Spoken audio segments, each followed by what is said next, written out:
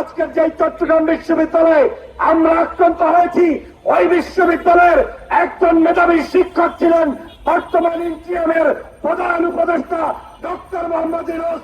অথচ সেই ডক্টর মোহাম্মদ ইউনূসের বিশ্ববিদ্যালয় আজকের রক্তে রঞ্জিত, সেটা বাংলাদেশের রাজনীতির জন্য, এই আজকের অন্তর্বর্তীকালীন সরকারের জন্য অত্যন্ত বেদনাদায়ক এবং লজ্জার।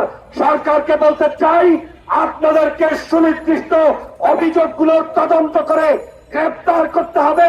আইনের মাধ্যমে ছাত্রলীগের কার্যক্রম যেভাবে বাংলাদেশে নিষিদ্ধ, বিশ্ববিদ্যালয়ের এরিয়া সহ বিভিন্ন জায়গায় তাদের সকল অপতৎপরতার বিরুদ্ধে আইনানুগভাবে ব্যবস্থা গ্রহণ করতে হবে।